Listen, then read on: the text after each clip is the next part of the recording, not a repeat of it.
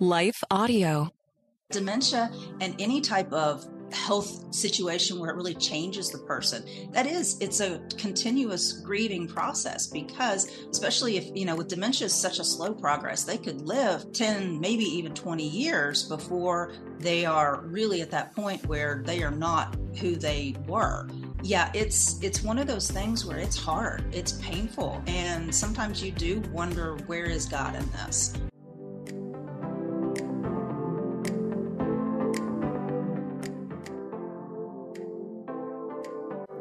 Welcome to the Faith Over Fear podcast, where we discuss powerful truths to quiet anxiety and fear, big and small. We are passionate about helping God's children discover, embrace, and experience His freedom. I would love to connect with you online or to speak at your next event. Visit our show notes to learn how to connect with me.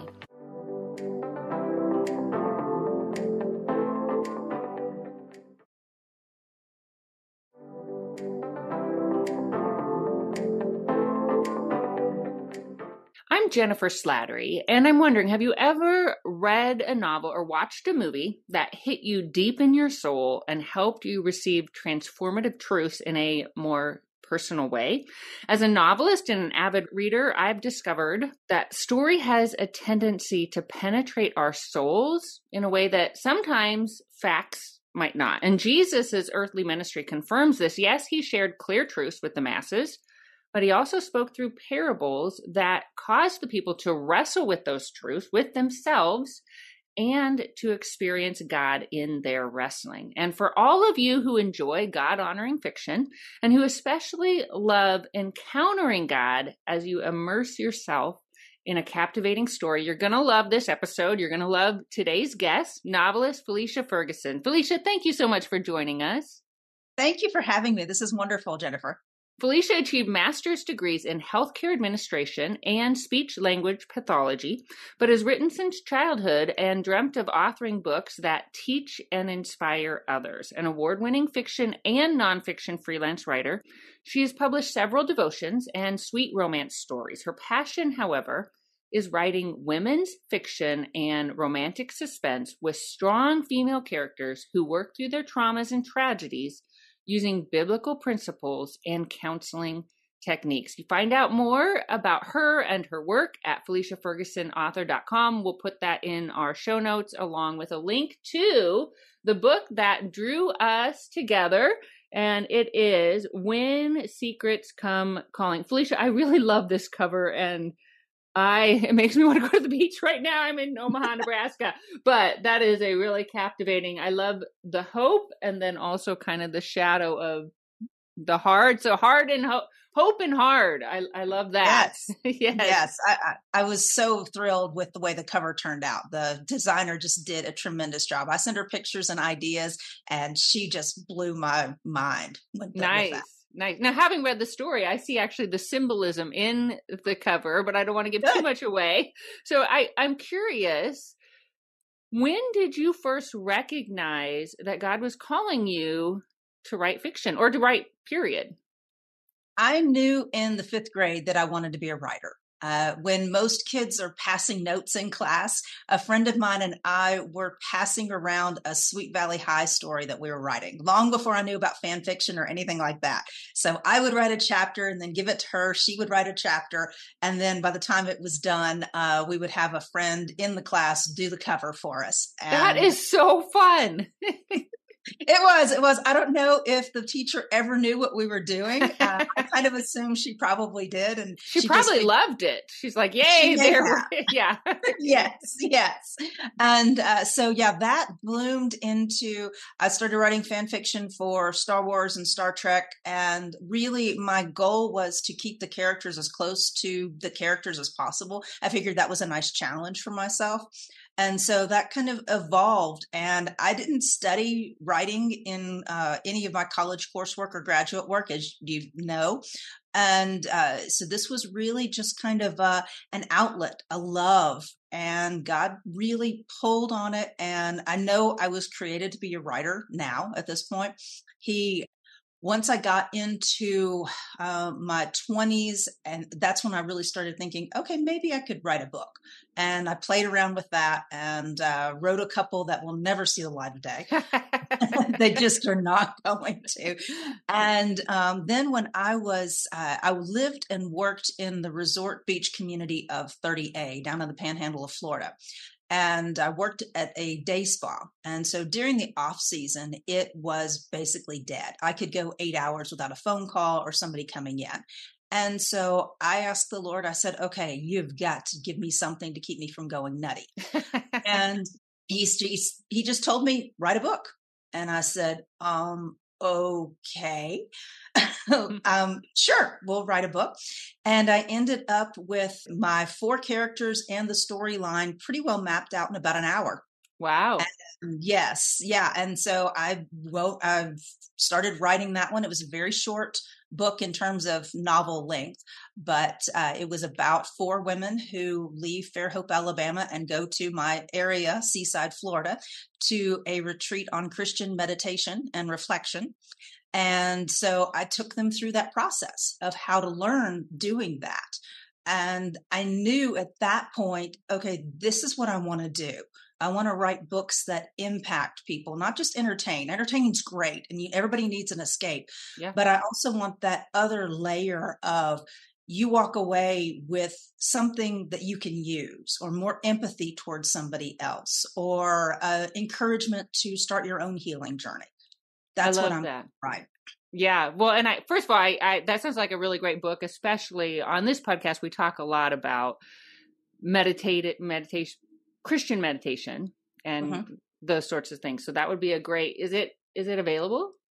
It is. It's available on Amazon. It's called The Paths We Walk. And there are 2 books in that series. There's supposed to be 3. I don't know if I'm ever going to write the 3rd, but the first one is called The Paths We Walk Trails. And the second one is The Paths We Walk Bridges. Awesome. Well, I will link that in the show note as well, because it might provide a glimpse for those who are just wanting to learn how to have a more intimate relationship with Christ. I think that could be particularly helpful for them.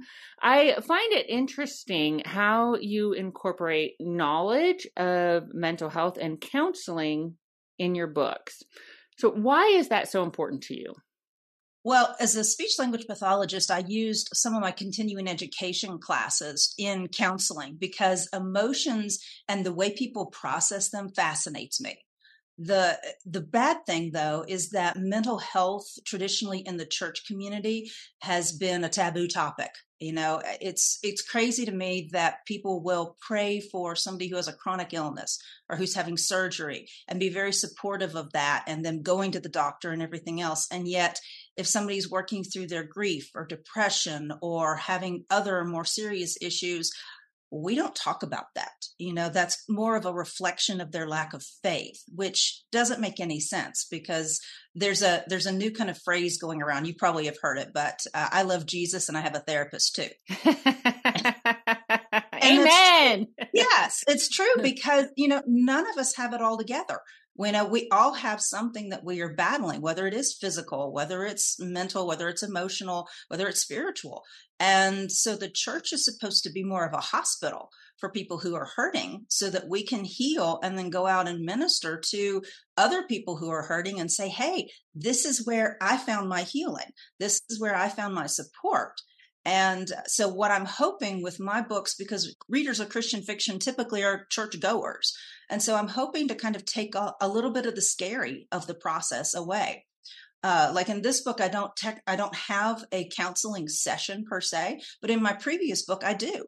And so you sit with her through her counseling sessions, and which is not something that you can do because those are private and one-on-one. But this gives them kind of a glimpse behind the scene to say, okay, this isn't what I thought it was, or this is okay. Maybe I should do it and help myself.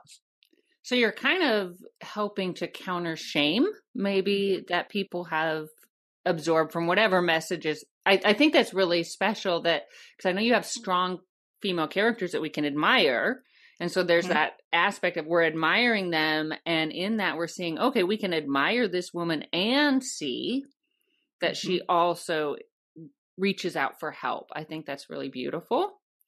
Yes. And just the fact that you can be strong in one area and still be either a total mess or really dealing with a lot of heartbreak and past tragedy on another level. And you're still the same person. Right. And I would think too, you're actually exhibiting strength when you're reaching out for help. Because like you said, we've all got stuff and we either hide it really deeply or we have the courage to kind of step forward towards increased freedom. In your latest release, When Secrets Come Calling, one of your characters wrestles with God. And I'm thinking of what you said about just the taboo and some of the false messages we receive in church. And so I'm particularly drawn to this aspect. What do you hope readers receive from that part of your story? Sure. I really hope that they see it's okay to have questions and to question God about them. He's big enough for handling our worries, our doubts, even our anger. We see Jacob physically wrestling with God in the Bible, and we can do the same spiritually. Unlike Jacob, we may not get the answer immediately or after a certain period of time, but I don't think we need to let fear and doubt keep us from working through those questions with God. One of the things that kind of breaks my heart right now is all these people who are deconstructing their faith. And basically what they're doing is they've been hurt. They've been wounded, and yet they're not taking those questions and that pain to God. They're walking away. And I think the better thought and the better practice is to take them to God, take the problems, take the questions with him, sit with him, listen for that still small voice, the nudge and the verse in scripture that just glows off the page for you, and allow yourself that time to pour out your pain and trust that even if you never get an answer, you still are infinitely loved, and he does have a good plan for your life. Yeah, I'm also thinking of, I've heard of parents who watch their kids go through that wrestling. Mm-hmm. And I think there's comfort in knowing as long as your child, your adult child, whatever age they are, is bringing their questions to God, we can rest secure that he's going to lead them and ourselves as well, right? Like he's so faithful. Yes, to lead very us much so. Deeper into himself, which goes back to the Jesus parables, right? They had to wrestle with the truth, and those who did, they came to discover him on a deeper level. Those who are like, this is just too hard, or I'm not going to think about it, they didn't experience the same level of intimacy. Well, you're speaking of wrestling and of pain. Your story explores various types of grief. And I was intrigued by, we don't always consider grief isn't just physical, like losing someone physically, correct? No, it's not. That is correct. And it is. Yeah. There are so many things that we do need to grieve, like if it's a loss of a job, even a move from one house to another or from one state to another, ending a friendship or any type of relationship. Those are all things that we need to give ourselves space to grieve, rather than putting on that tough exterior that, okay, I've got to focus on moving on to the next thing, especially if you have lost a job or if you're doing a move. Obviously you are just jumping right into the next thing. But if you don't give yourself time to process that and you stuff it, that's going to come out. And it's not going to be pretty, and it's not going to be healthy. It may take a little while. You may be able to successfully do that. But in the end, if you can just let all that out to begin with, that's a better practice. I think back about with the Jewish people, when they would grieve, they would tear their clothes. They would pour ashes on themselves. It's a very physical demonstration of grief. But in reality, that gives them a release for that inner turmoil that they're experiencing. I would love, now I've read the book, so I'm going to be careful not to give too much away to our listeners. I don't want to spoil it for you, but I do want to sit in this topic of grief, because that was a strong part of your story. So if you can just give us a little bit of what are some of the aspects that your story touches on with some of the characters. So I know, well, let's speak of one that I thought was intriguing and important, because I think it's common actually for a lot of people. They reach an age where their idealized parent they come to recognize, okay, well, maybe my parent has flaws. And for some people, those flaws are greater than others. But talk to us about Dax. Yes, Dax, he really has an issue with his father and his identity, because his father is, he's been accused of committing a cold case robbery and murder 40 years before. Dax is 38. So Dax has known nothing of this his entire life. His father has been this stand-up guy. He has owned his own electrician business. He has worked with people who couldn't afford to pay him. He's been a very faithful husband to Dax's mom. And so he's got this one perspective of him. And then all of a sudden, here comes this guy saying, hey, he committed all these crimes with me 40 years ago. And the evidence is pretty conclusive. And so Dax is sitting here going, wait a second, who is this man? You know, he used to pray prayers with me. He threw footballs with me for hours. He taught me honor and discipline. And now he's maybe not this person. And so, yeah, he has to go through his own grieving process of who is this man? And then also, in a sense, who am I? Because this, I looked up to this man, and he helped me create this career in football that I never would have had it not been for a lot of his help and everything else. And so when they're going through this whole process, Dax, who is a former NFL player, and he is a commentator on the SEC Sports Network. So he's a very high profile guy, and his reputation takes a hit in social media. And so he really has to work through the process of, who am I if I don't have football?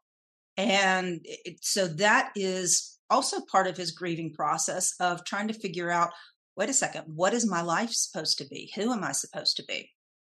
I think that's significant. I know so a lot of our listeners have had some sort of trauma, a lot of developmental trauma, and separating yourself from your parent, I think, can be a really challenging. I think it's pretty common for adult children to carry shame based on their parents' behavior, and to have to reach a point where you can separate yourself from them, like not own it and that's what I hear you're saying with that. Like Dax has to reach a point, it sounds like, where he doesn't own his dad's behavior. Yes. And it's not a reflection on him. It is his dad's behavior or possible behavior. We don't know if he actually did the crime. Right. That's he's been accused of it. Right.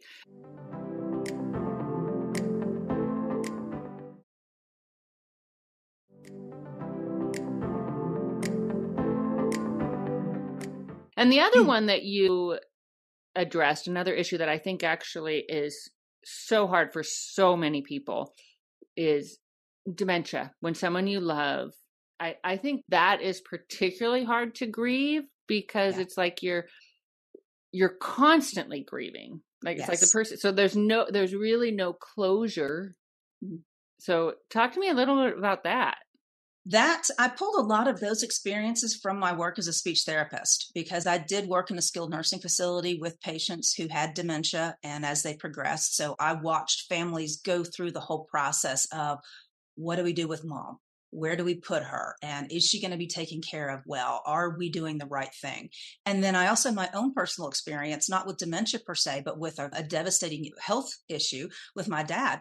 In 2009, he had a stroke that should have kept him completely wheelchair bound. Praise God, we had some great intervention, and he was able to go home fairly independent, but with some significant speech issues.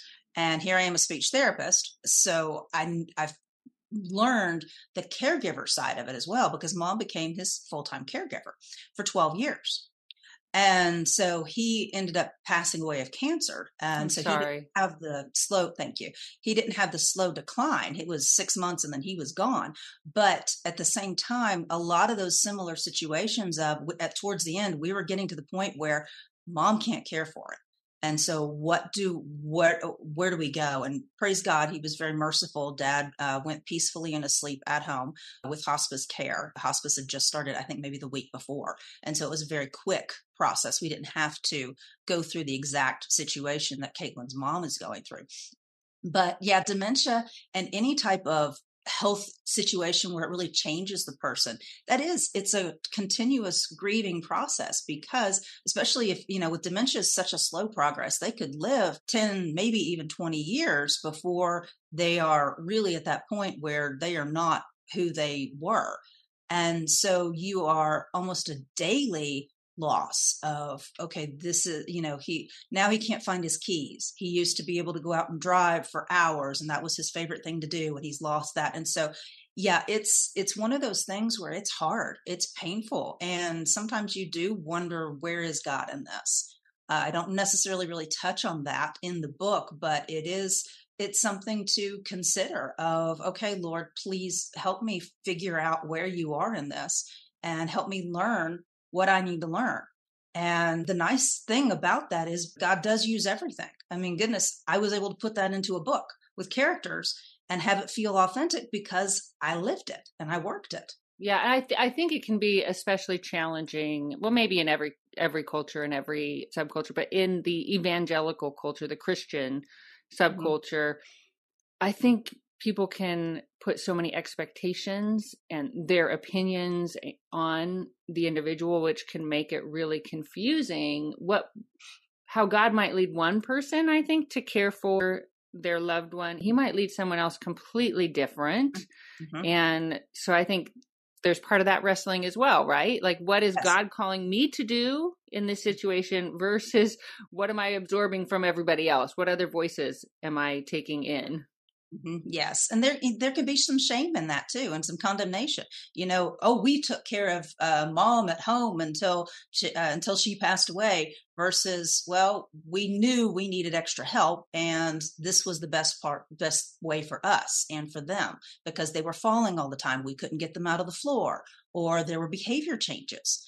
And a lot of times when behavior changes, especially with dementia, that is not safe for them to be at home, because they don't understand that this is unhealthy behavior. This is dangerous behavior. And so, if you get someone who is the same age as the spouse, and the husband is swinging left and right when she's trying to help him eat or put his clothes on, then that's definitely something that you can't live with and not run the risk of getting hurt yourself. So it's shame attached to that. That is you taking the definite steps of, okay, I need to be safe and he needs to be safe. Yeah. Yeah. And trusting that God knows the perfect response for everybody involved. How can grieving well, following God's lead as we grieve, turning to God as we grieve, how can that help us ultimately to rediscover joy? I think grieving well is one of those things where we take the time to process through the emotions. We release the hurt, the loss, the frustration, instead of stuffing it down. And that way we can truly release the past and move forward. Because if you think about it, if you haven't fully grieved a situation, you're still going to carry that with you into your next relationships, into your work, into your home life. And it's not something that is going to be helpful in the long run. So in reality, as painful as it is to really sit down and let grief have its way, it's something that's necessary. And that's not to say that grief isn't going to be ongoing, especially with it is a loss of a loved one. I mean, you're going to have memories that pop up, or situations, or you'll go to a place that you two used to go to, or something along those lines. And that's going to trigger memories. But as you work through the pain, those memories are going to be good memories. They're not going to be the ones that make you sad. Yeah. And so that's find the joy again. Yeah. Well, and you said we don't stuff it down. I'm thinking for those who maybe grew up in an environment where they were taught not to feel, and so they don't even know how to grieve. And I'm thinking in particular about how with Dax's whole situation, how he reached out for help. Yes. And I think that's important for all of us, whatever it is we're going through. I mean, obviously, we're not going to have the same issues that Dax had. Well, some people might, but yeah. Do you think it's hard, especially men, to reach out for help? Yes, it definitely is. I think one of the reasons why Dax was able to reach out was because he had a friend that he knew he trusted, who wouldn't judge, who wouldn't gossip about the situation. Preacher, or Zebedee is his name. He's the guy that Dax knows is going to be the solid ground for him. He's going to be the foundation. He can tell him anything. And I think everybody needs at least one of those people. And they are hard to find. They are hard to cultivate. I myself didn't get my really close relationships that I knew I could count on until I was in my 40s. And with guys, you've got more of a lot of superficial relationships. You've got your gaming buddies, you've got pickup basketball buddies, you've got people guys that you go to the bar with and watch sports on Sunday. Those are very surface relationships, but that doesn't mean they can't be deeper. The key is you've got to be open. You've got to risk. You've got to risk being, pushed away or just thought of as being weak. But I think 9 times out of 10, if you are open, then that person is going to be open with you as well. So, if you're worried about paying your mortgage, if you're worried about that your marriage is tanking, if you are worried that your job isn't what you thought it was going to be, just start with the little things and kind of feel out, see how that goes. Because everybody needs that solid person that they can do life with. Yeah, and maybe to pray that God will reveal who that person. I like that you mentioned not everybody will be a safe person, and testing that out. I think that's really helpful. What is one truth your story reveals regarding God's character?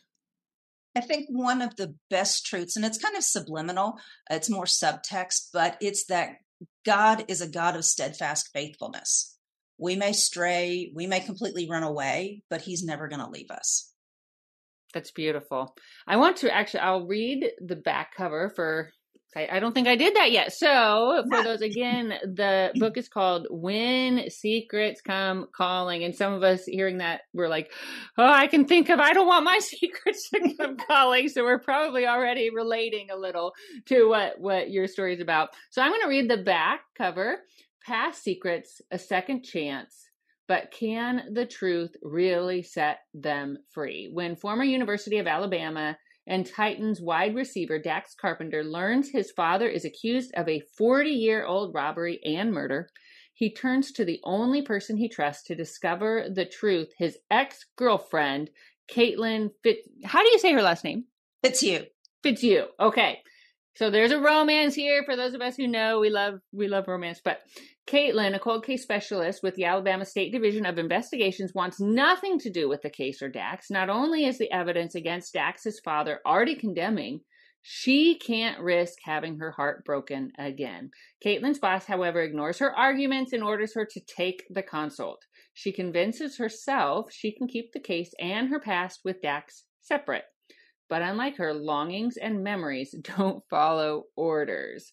While she lends her skills to the Gulf Shores Police Department in search of the truth, Dax fends off a possibly career-ending social media hit, leading him to question everything he knows about his father and himself. As the secrets of both their pasts unfold, they discover whether Dax's father truly robbed and murdered a man 40 years ago, but also why Caitlin ended their relationship.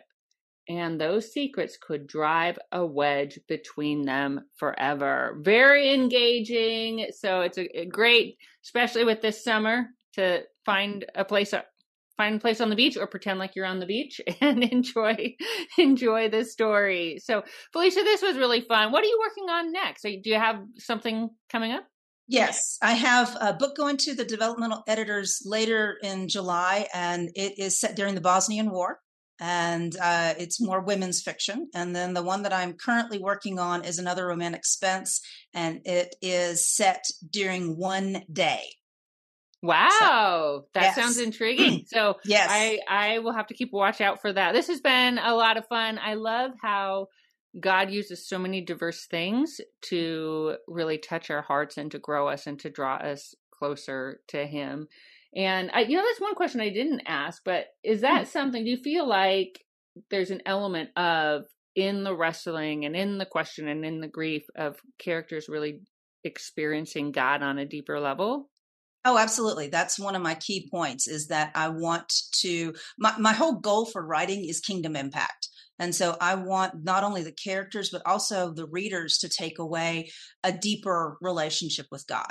And whether or not they start at the surface and it's just kind of an inch deeper, or they've gone through a lot and they have really leaned into God, into their faith, I want to just show how we walk out lives as Christians, and we walk out that sanctification process. I love that. Yes, becoming deeper in our relationships. Yeah. Well, this was a lot of fun. Thank you so much for sharing your heart, sharing your stories and what God has been doing in and through you. And I look forward to seeing more of your fiction. Yay. Excellent. It's been fun. Thank you so much, Jennifer. To our listeners, thank you for listening. We hope that this episode has encouraged you, has given you some truths that you can tuck in your back pocket and reflect upon the next time you feel anxious or afraid. If you haven't already done so, we encourage you to subscribe, then you won't miss a single episode, and make sure to share it with your friends. And we would be highly encouraged if you would rate it as well. And leave an honest review. That encourages our team, and it also helps us to grow. Until next time, may you live as one who truly has been set free.